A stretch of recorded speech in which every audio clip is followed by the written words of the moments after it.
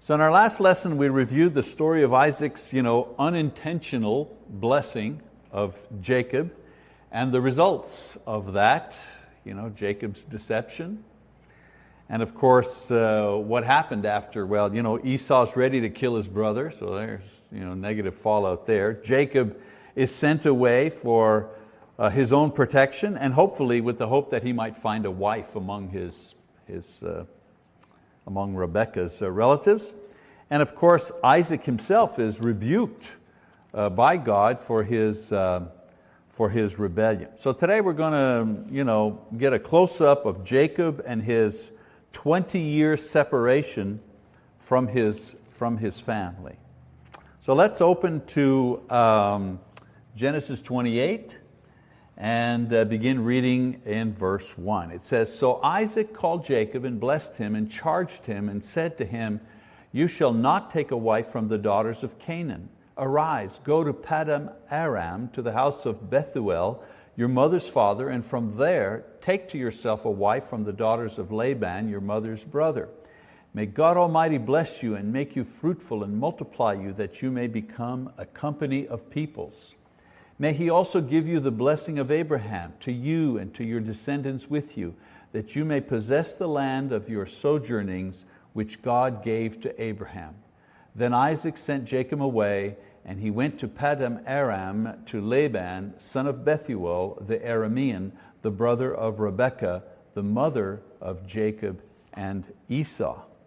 So interesting thing that's happening here, if you notice. You're wondering, well, wait a minute, I thought he gave him the blessing. What's he doing giving him another blessing?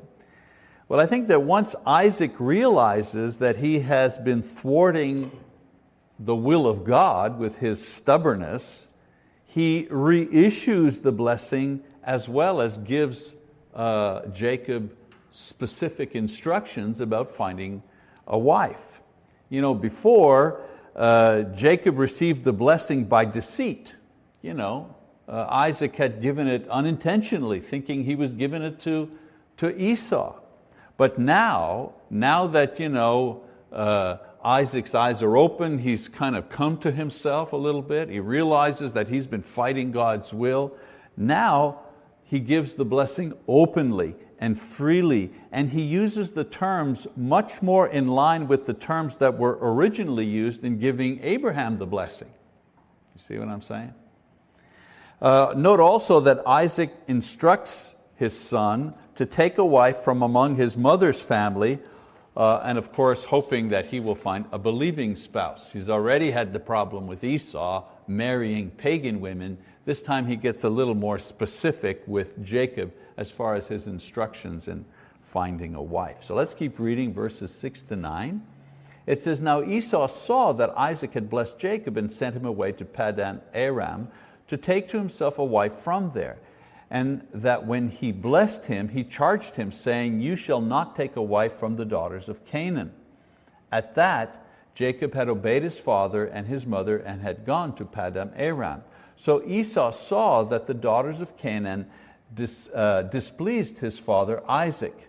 And Esau went to Ishmael and married, besides the wives that he had, Mahalath, the daughter of Ishmael, Abraham's son, the sister of Nebaioth."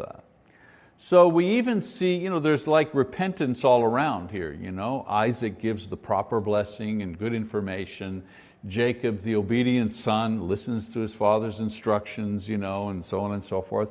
And even a little bit of repentance on Esau's part, seeing that his pagan wives were a concern to his parents and that the blessing was now officially and openly Jacob's. No going back now, no struggling for that blessing, it's a done deal. He goes and marries someone more suitable and closer in kinship to Isaac. He marries Ishmael's daughter, his uncle's daughter, like a niece. So he marries closer to the family, not some foreign pagan woman. So we even see a change in heart in Esau to a certain extent. Of course, this is too little and too late, but it does indicate that Esau also was subdued by some of the events that took place. Let's keep reading. An interesting, fascinating passage now, Jacob's ladder. We'll read about that in verse 10. It says, "Then Jacob departed from Beersheba and went toward Haran. He came to a certain place and spent the night there because the sun had set. And he took one of the stones of the place and put it under his head and lay down in that place.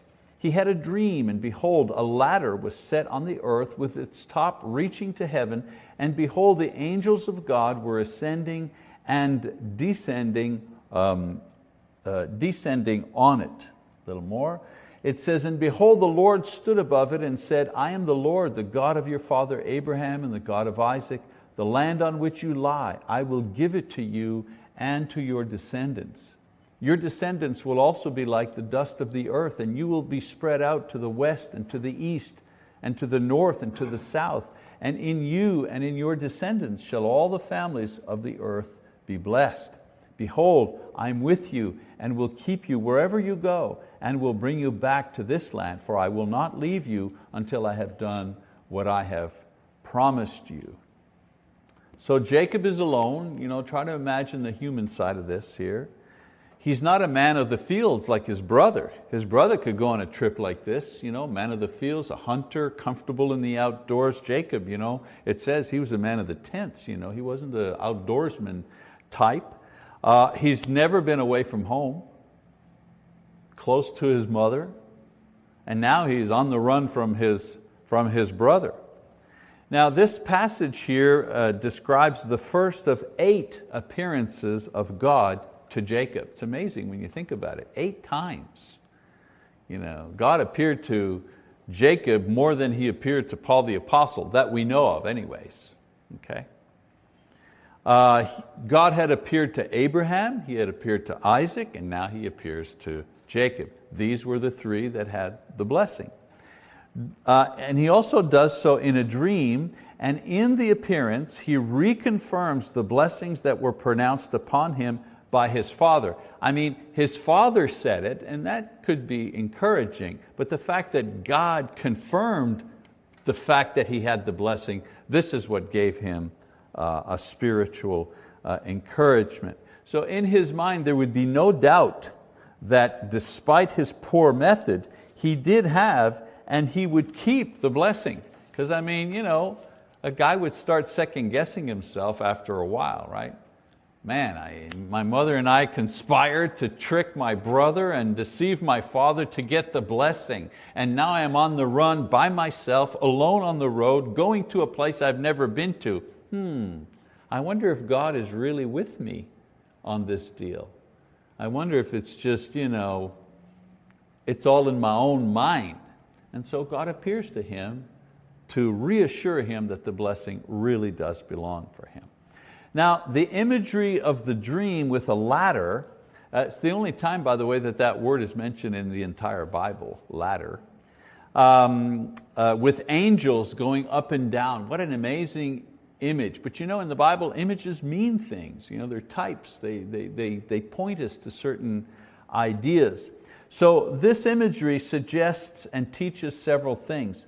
First of all, it suggests that there is movement between the spiritual world and the physical world. Because what does a ladder do? It connects you to something that's out of reach, whether it be a tree or whatever. You use a ladder to get to a place that you can't get to just standing. And so the idea is that in the dream, the ladder connects heaven and earth, okay? And that there is a connection between heaven and earth. Secondly, it demonstrates that angels' tasks are to move between heaven and the world to minister to those who are part of the promise. The angels don't minister to sinners. The angels don't minister to unbelievers and pagans. They minister to those who are heirs of the promise. And we learn more specific details later on about angels, 2 Kings, Daniel 9, Mark 1, and so on and so forth. We see the appearances of the angels to Mary and to Joseph, and we see them ministering to Jesus Himself. But this is an early indication of this phenomenon. There had been no teaching about this. There had no understanding about this idea specifically until we see it appear.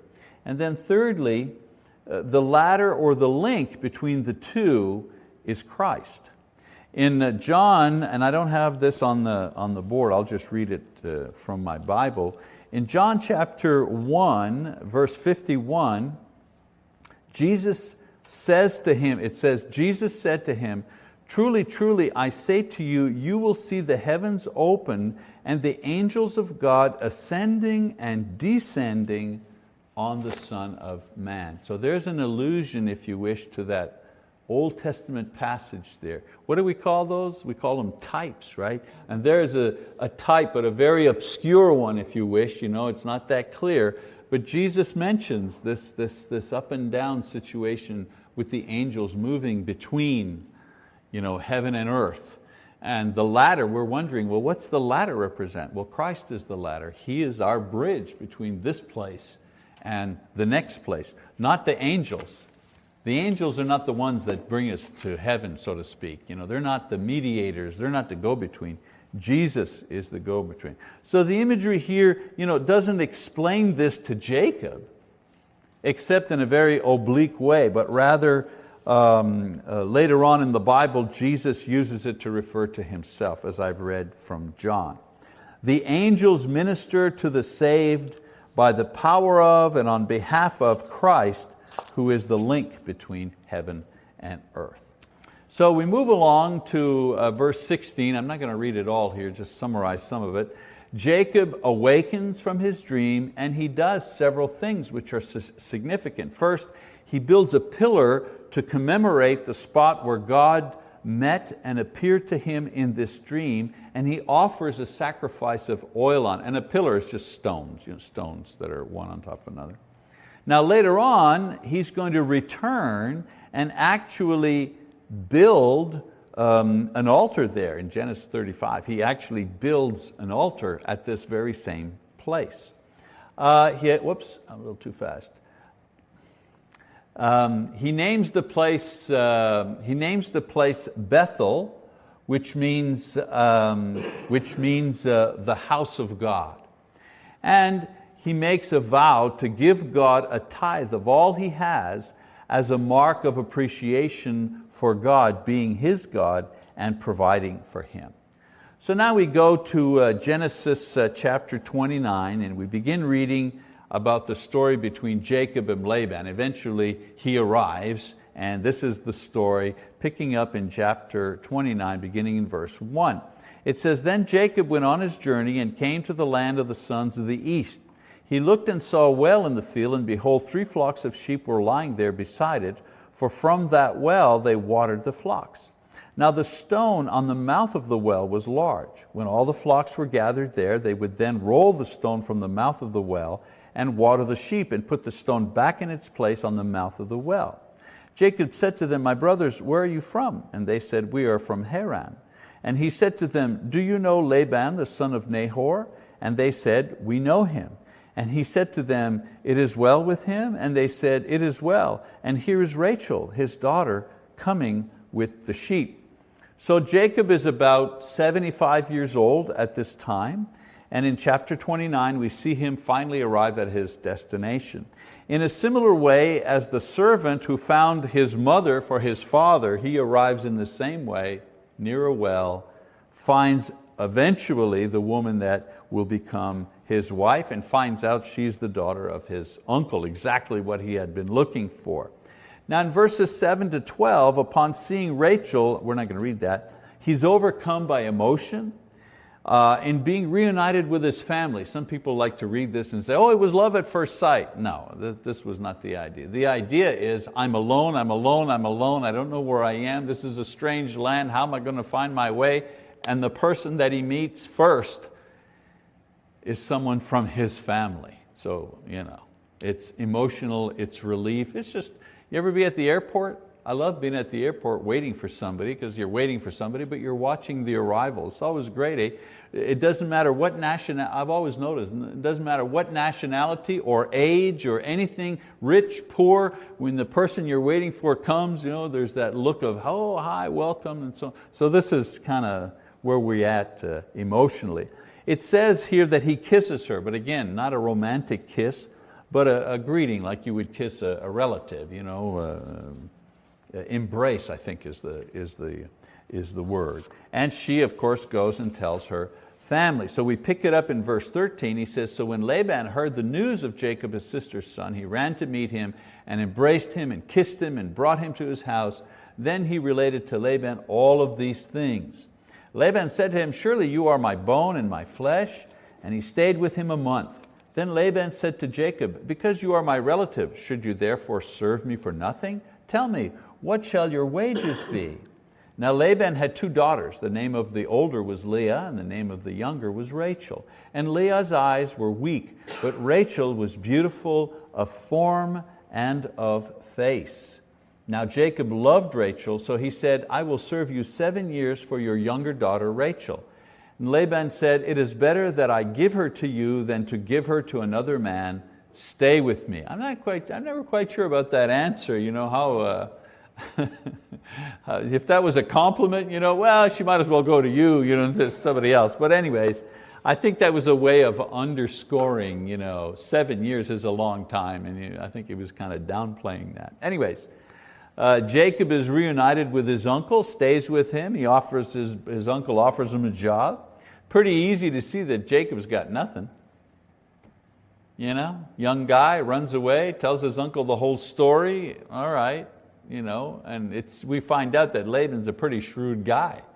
So he offers him a job, 7 years of free service in return for Rachel in marriage. And of course, in those days, a dowry needed to be provided. He had no money to provide a dowry, so he offered his service and labor. And this was a good deal for Laban and for Jacob, because as I say, he was without means, and so this was a way of showing his true love and value that he placed on Rachel. Now the Bible says that Rachel was beautiful of face and form, and Leah was tender-eyed, kind of a generous way of describing this woman. Weak eyes. It meant she was homely. She was a homely woman. She was not a beautiful woman like her sister. Tender in nature. So we keep reading about this story. It says, so Jacob served 7 years for Rachel, and they seemed to him but a few days because of his love for her. Then Jacob said to Laban, give me my wife, for my time is completed, that I may go into her. Laban gathered all the men of the place and made a feast. Now in the evening he took his daughter Leah and brought her to him, and Jacob went in to her. Keep going. Laban also gave his maid Zilpah to his daughter Leah as a maid. So it came about in the morning that, behold, it was Leah. And he said to Laban, what is this you have done to me? Was it not for Rachel that I served with you? Why then have you deceived me? Keep reading some more. But Laban said, it is not the practice in our place to marry off the younger before the firstborn. Complete the week of this one, and we will give you the other one for the service which you shall serve with me for another 7 years. Jacob did so and completed her week, and he gave him his daughter Rachel as his wife. Laban also gave his maid Bilhah to his daughter Rachel as her maid. So Jacob went into Rachel also, and indeed he loved Rachel more than Leah, and he served with Laban for another 7 years. Wow. Interesting that Laban doesn't make a move to fulfill his part of the bargain until Jacob insists on it. Notice that at the very beginning? Jacob has to go to Laban and say, hey, what gives? I've been working for you for 7 years, nothing's happening. Oh yeah, oh yes, the 7, sure, we got to do something about that. I mean, that should have been the red flag right there. I mean, that type of character, haven't we seen that at work with our managers or supervisors, or whatever, who have given us a lot of talk up front about what a great job we're doing, and yes sir, we're going to be taking care of you and this and that, and they're always putting you off. So that part of human nature, that doesn't change. Jacob, of course, is deceived in the same way as his father was deceived. There's the justice, there's some sort of justice there. He's deceived in the same way his father was deceived. He was blinded by love. Isaac was blinded by his love of his son Esau and his virility. He was his favored son. And Jacob is blinded by his love. After 7 years of waiting, he may not have been paying too much attention. I think he may have been eager to have his wife. And again, that's human nature, absolutely. Leah, could have been dressed and perfumed. They didn't wear short shorts and t-shirts in those days. The women were well covered and so on and so forth. And some perfume and, not to mention the obvious, contact in the darkness after a feast. Do you think any wine had been drunk at that feast? So we wonder, how could he have made such a mistake? Well, it wasn't like us. Your bride walks down the aisle, for sure you're going to recognize who she is, but that's not the way they did things.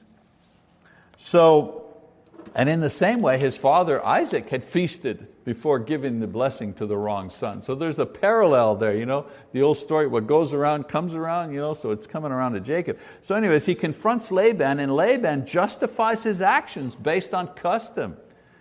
There's no apology, nothing. He says, well, what's the big deal? That's the way we do things around here. So then a new agreement is made where Leah's week, 7 days, is fulfilled in order to confirm her marriage. And then Jacob can have Rachel, and he agrees to this. And some people say, why would he agree to this? Well, he doesn't have anything. Everything he could have accumulated for himself in 7 years, he didn't, because he gave him 7 years of free service to obtain Rachel. He was a boarder. He had nothing for himself. So what is he going to do? Get mad and walk away? So he walks away with Leah. He has no way to support her. So he's stuck. The new agreement is made. Leah's week is fulfilled. And Jacob agrees to this, and a week later he consummates his relationship with Rachel and stays on to work for Laban another 7 years. Some interesting points about this as well. Let's remember, yes, he loved Rachel more than Leah, but he loved Leah too. He didn't not love her, he just loved Rachel more. And then of course Jacob could have rejected Leah, but instead he forgave her. And he honored her. And that speaks a lot about his character. He could have, once he had Rachel, said, okay, you're going to go sleep out in the garage. And don't talk to me, just do your chores and just leave us alone. But he didn't do that. If we continue reading the story, she was included in the family. She was a wife, and he treated her as a wife. And of course, there's no mention of it, but there must have been great suffering on Rachel's part because she was deceived as well. We always say, oh, poor Jacob, he had to wait. Well, poor Rachel, she had to wait too. She's a human being as well, but she also accepted the circumstances. So the next verses describe the birth of Jacob's 12 sons by Leah and Rachel and their maids. This was not adultery, some people might think, because both women were his legal wives, and any children he had with the maids were all legally his according to the custom of the time. It's a touchy subject. This was polygamy, there's no way around it. He had 2 wives, 2 concubines.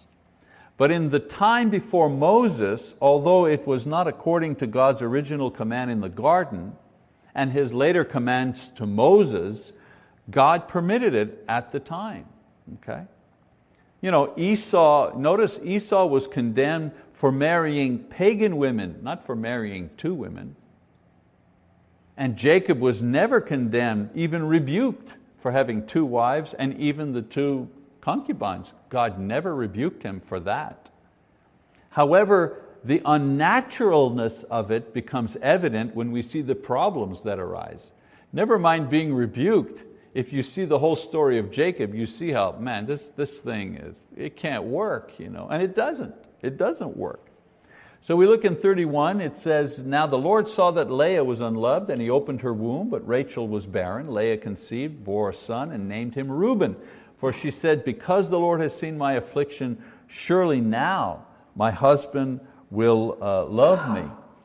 Then she conceived again and bore a son, and said, because the Lord has heard that I am unloved, he has therefore given me this son also. So she named him Simeon.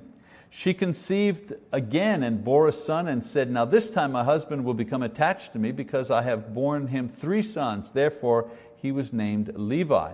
And she conceived again and bore a son and said, this time I will praise the Lord. Therefore she named him Judah. Then she stopped bearing children. So Leah is hated in the sense that she's not the favorite. So God enables her to conceive in rapid succession. Her fertility raises her worth and her attraction to her husband. Her husband wants children, and she's producing these children. So she names her children accordingly. Reuben means behold a son. I've given you a son. Simeon means hearing. God has heard me, He's answered my prayer. Levi means attachment. Not the child will be attached to me, my husband will be attached to me. I've given him 3 sons. And finally, Judah, which means praise. Not praise for the child or the mother, but praise for God, for what He has done for her. She's the unloved and homely one, but God has given her four sons. What I find amazing is that Levi, who would become from that tribe the high priest, and Judah, from whose tribe the Savior would come, both come from Leah. That's just an amazing thing, God, just how He works. So we see in her attitude and the names that she gives her sons that she, Leah, she loves Jacob. She actually loves him. And she desires him to be near her, and that she is also a spiritual woman who has faith and trust in God. She's trusting in God, boy. She's putting her case before Him. So we keep going in chapter 30. It says, now when Rachel saw that she bore Jacob no children, she became jealous of her sister, and she said to Jacob, give me children or else I die. Then Jacob's anger burned against Rachel, and he said, am I in the place of God? Who has withheld from you the fruit of the womb? She said, here's my maid Bilhah, go into her that she may bear on my knees, that through her I too may have children. So she gave him her maid Bilhah as a wife, and Jacob went into her. Bilhah conceived and bore Jacob a son. Keep going. Then Rachel said, God has vindicated me and has indeed heard my voice and has given me a son. Therefore she named him Dan. Rachel's maid Bilhah conceived again and bore Jacob a second son. So Rachel said, with mighty wrestlings I have wrestled with my sister, and I have indeed prevailed. And she named him Naphtali. So Rachel is jealous. She had to wait for her sister to marry, and now her sister is having 4 children with her original husband. Talk about bitterness. So their argument leads to Jacob's statement that God is the one who's holding back her womb, not him. Obviously, they're having conjugal intimacy together, and no children are coming. So she tests this by giving her maid, like Sarah had done before her, in order to see if God will answer her prayers for a child. Remember, she prays to God, give me a child, and she gives the maid to her husband, and God allows that child to be born, and she calls him Dan, which means justice. And in her mind, she's justified. I did the right thing. I've got a child. This is my child. Legally, it was her child. And then she has another child through her maid, Naphtali. His name means wrestlings, signifying the struggle she's had, not with God, but with Leah. These 2 women are struggling with one another, for their husband's love, and also for priority as a wife. So we keep going, verse 9. Oh yeah, there we go. There are the 2 names there that I mentioned. Then in verse 9 it says, when Leah saw that she had stopped bearing, she took her maid Zilpah and gave her to Jacob as a wife. Leah's maid Zilpah bore Jacob a son. Then Leah said, how fortunate. So she named him Gad. One more, it says, Leah's maid Zilpah bore Jacob a second son. Then Leah said, happy am I, for women will call me happy. So she named him Asher. So Leah also uses the same method to continue providing children for her husband. Maybe the need to produce children overrode the jealousy of having him have sex with other women. I mean, human nature is the same. I'm fairly certain that no woman enjoys watching her husband having sex with their maid. I mean, human nature is not like that. But the desire to compete with her sister was so great that they were just willing to do these things and hurt themselves, in the process. In any case, it was a way of producing a lot of children very quickly, and this was a clear advantage, not only to Jacob, but to the family itself. Zilpah has 2 sons. She names them fortunate, Gad means fortunate, and happy, Asher, which reflect her feelings about these children and her situation. Keep reading here, verse 14. Now in the days of wheat harvest, Reuben went out and found mandrakes in the field and brought them to his mother Leah. Then Rachel said to Leah, please give me some of your son's mandrakes. But she said to her, is it a small matter for you to take my husband? And would you take my son's mandrakes also? So Rachel said, therefore he may lie with you tonight in return for your son's mandrakes. When Jacob came in from the field in the evening, then Leah went out to meet him and said, you must come in to me, for I have surely hired you with my son's mandrakes. So he lay with her that night. God gave heed to Leah, and she conceived and bore Jacob a 5th son. Then Leah said, God has given me my wages because I gave my maid to my husband. So she named him Issachar. Leah conceived again and bore a 6th son to Jacob. Then Leah said, God has endowed me with a good gift. Now my husband will dwell with me because I have borne him 6 sons. So she named him Zebulun. Afterward she bore a daughter and named her Dinah. So what's the mandrake? The mandrake is a small kind of orange-colored berry-like fruit. It was prized in the ancient world as an aphrodisiac and a fertility inducer. And some parts of it, the roots, were used many times as a narcotic. It was sometimes called the love apple, or the May apple. Now Reuben, Leah's son, finds some, and Rachel makes a deal with Leah to send Jacob to her in exchange for these, this love fruit here. Now Jacob was spending more time with Rachel and the maid than with Leah. You see the competition, back and forth, always fighting. And of course Jacob, okay, you're not sleeping with me tonight, you're going over to the other tent, okay. Somehow he's not being very, very forthcoming here, or he's not setting down any rules, I guess. Rachel wanted the mandrakes to try to get pregnant. So she wants to get pregnant thinking these mandrakes are going to do it. So what does she do? She exchanges the mandrakes that her sister has in exchange for her husband going to sleep with her sister, figuring that later on when her husband comes back, she'll be more fertile and be able to produce a child. So Jacob agrees, and what happens? Well, Leah gets pregnant from their union and names the child Issachar, which means reward. And this turns Jacob's attention once again to Leah. And so she conceives again and another son, Zebulun, meaning dwelling. My husband's going to finally dwell with me. And then Jacob now has a 3rd child at this time, a girl named Dinah, which means judgment. The idea means God has judged in my not God is judging us because we're being bad. They're doing this thinking, yes, this competition here, who produces more children, so on and so forth, this will please our husband, I'm going to win my husband, I'm going to be the number one wife. So many years later, Rachel will finally give birth to a son, and she'll call him Joseph, which means to take away and to add, meaning that her reproach for barrenness was finally taken away, and her new son added joy into her life. And then much later on, she'll have a final child, Benjamin, but not in the passage that we're looking at today.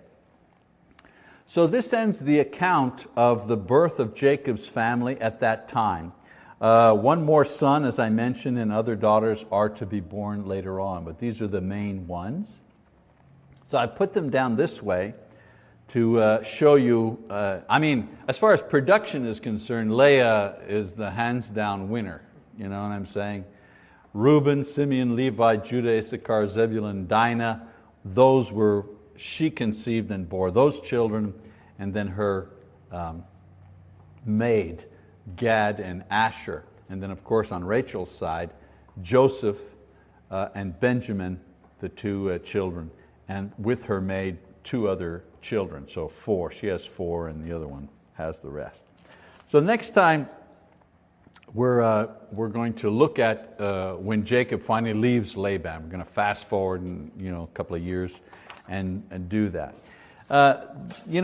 Sometimes when you read these passages, these chapters, it's easy to kind of just zip through these here because it's just, okay, this woman had this baby, and then this one had this baby, and it goes back and forth, and it's just a battle between 2 women. But I think there's some lessons that we can learn just from this episode, and I want to share those with you. First lesson is that God is interested in your problem, whatever your problem is. Jacob was alone, he was unsure, so God appears to him personally to reconfirm the blessing and to help him get through that difficult moment. That was it. He must have felt like the most alone guy in the world at that moment. Leah, she was unloved, and she didn't have the physical beauty to attract her husband. And she was now married to him. You ever think that maybe Leah didn't want to marry this guy? Maybe, but in those days, she didn't have a say in that.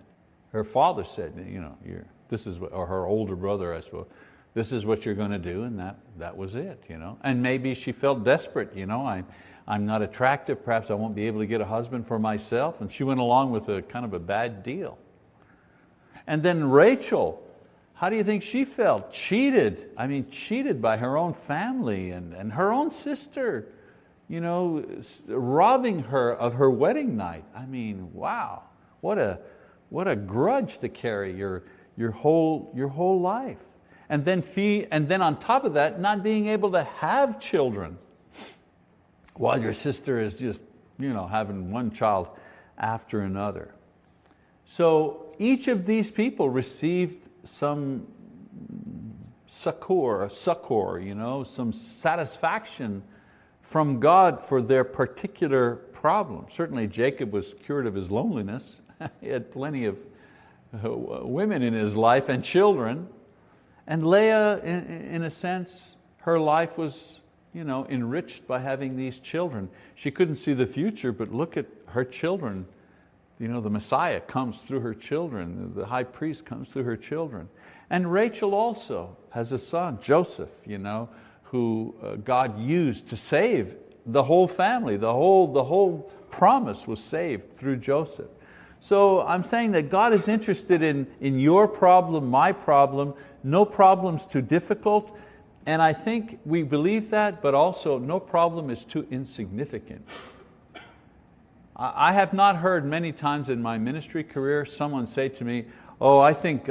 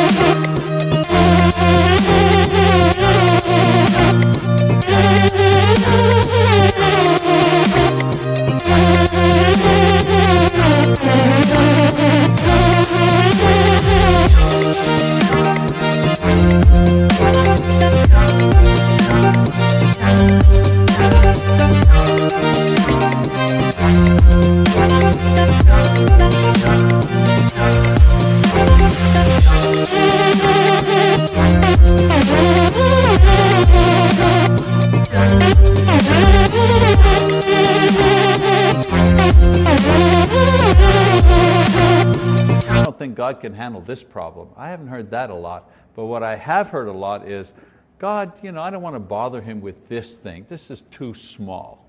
This is too petty. This is just my thing, and there are wars, there are children dying, and so on and so forth. Why would he want to listen to me? Well, these people, this was their own personal little problem, and Leah, her problem was, I'm not as beautiful as my sister, and God, God came to her rescue. And so I think we need to remember Nothing is too human for Him to intervene, because He created human beings and He understands human beings. Secondly, another lesson, giving is part of thanksgiving. Jacob's reaction to God's appearance was not only praise and prayer, but he dedicated himself to giving 1/10 of what he had to God as a sign of his gratitude.